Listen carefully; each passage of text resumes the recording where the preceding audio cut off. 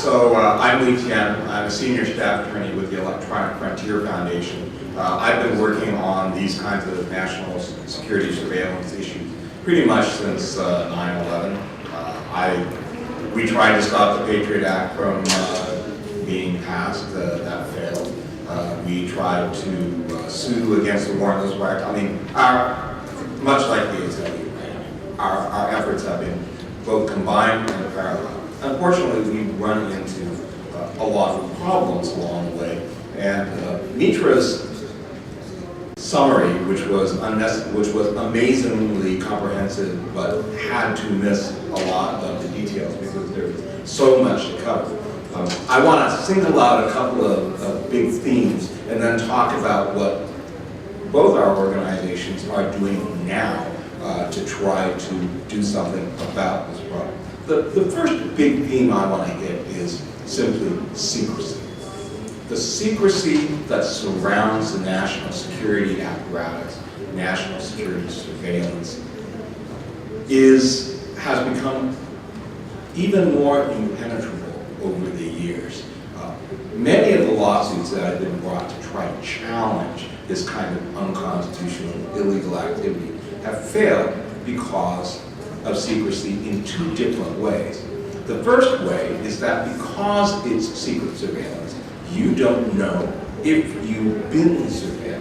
And if you don't know you've been surveilled, then you run into the standing problem that Mitra was talking about. You walk in there and you say, this is unconstitutional, and they say, did it happen to you? And you go, well, we can't really be sure because it's a secret. They say, well, gotcha. So that's our big catch. That's one of the big catch-22s. It's, you know, any of you are lawyers. We were all bored by standing in law school, but it is a killer. The second, state secrets privilege. We ran into this even with plaintiffs that we thought had standing. And what happens is the government tries to put a cloak of silence over everything, even if it's available from other people. Simply put, they want to say that this information is so secret that you cannot litigate about it. It is harmful to national security for us to even talk about its existence. That's simply not the way to have any kind of accountability in a democratic society. It's shameful when it was done by George W. Bush and Cheney, and it's even worse, in my view, when it's being done by a president we worked very hard to elect.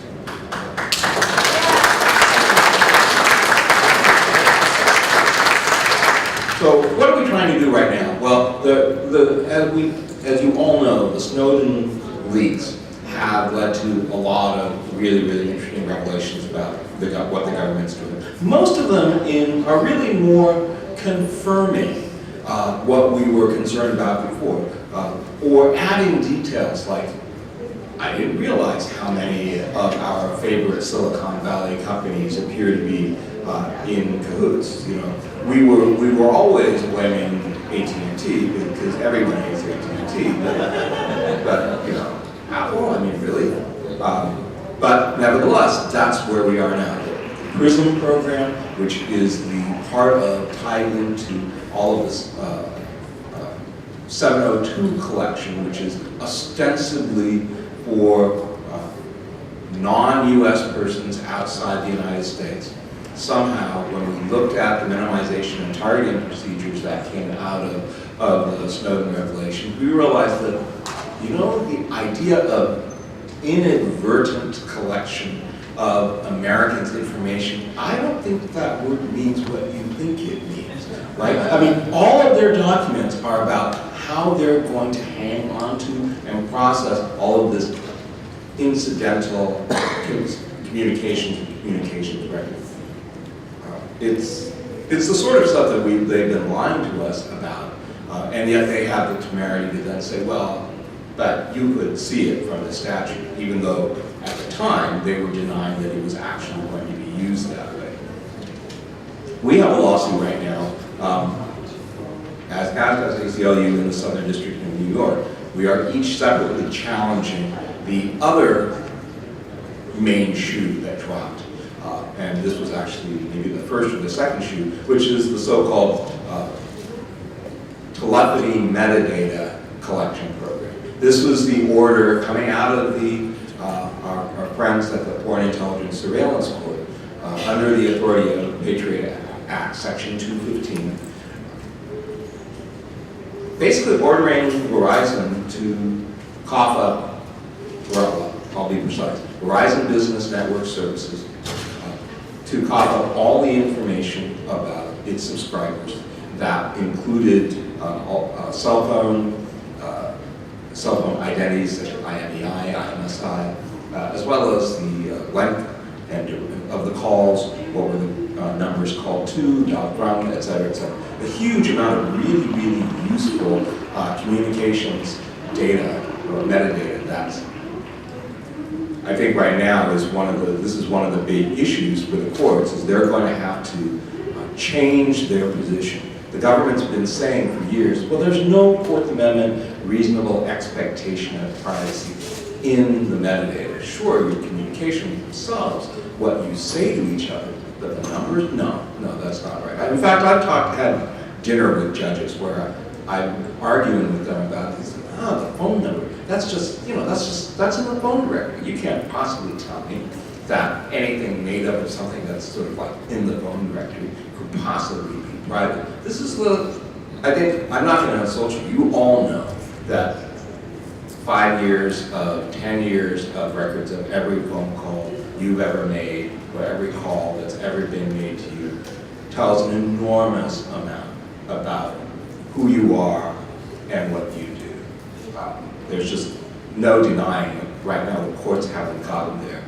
Part of our job is to get the courts to finally say so, and then rein in the rest of the government. Now, our particular lawsuit on the 215 bulk collection order is entitled The First Unitarian Church of Los Angeles versus the NSA. We've got a bunch of different defendants. We've got the churches. We've got the Bill of Rights Defense Committee. We've got the Cal Guns Foundation. We've got Greenpeace, Human Rights Watch, People for the American Way. We're trying to, we have got a broad ideological range of plaintiffs. Now, all of them have one thing in common. They are activists. They are working to try to accomplish political change or community change, and they do that by working together, communicating together, and we all realize that that's not just about sort of the naked, simple Fourth Amendment privacy. This is about the First Amendment, the right to associate and the right to have privacy in our associations, the kind of right that we really sort of seminally saw in NAACP versus Alabama, when the state of Alabama tried to get the membership records of the NAACP, and they stood up and the Supreme Court actually said, yeah, that's not something that the government should be able to force them to get. We think the logic is really, really quite clear. In the very same way, none of these groups or any other group that's legitimately assembling and working together on political, religious, or other social and cultural causes should have the government be able to willy-nilly just collect all of their communication records. That's just got to be wrong. And so our first core claim is First Amendment, chilling effects on association. And the First Unitarian Church of LA is really, I think, they have a pretty storied history. We were really glad to get them. They resisted the McCarthy hysteria and defended a lot of Hollywood writers. In the 80s, they gave sanctuary to refugees from civil war in Central America. And it is part of their stance that their church has to take positions on controversial issues. And so that's why they're part of the lawsuit, because they know it's actually part of their mission as a religious group to engage in this kind of change. We also have, I think, in our case, the kinds of claims that you would expect. We make the standard and somehow losing, but it should not lose, claims about the Fourth Amendment, right? I mean, if leaving aside the technicalities of metadata, one of the reasons why the framers put the Fourth Amendment in the Bill of Rights was to grant what they called general searches or general warrants, the ability of British colonial customs officers to sort of get blank checks, search free cards. As far as we're concerned, anything that looks like that 215 order might as well be just go ahead and search for a free card. We also argue that the Fifth Amendment vagueness doctrine ought to be in play here.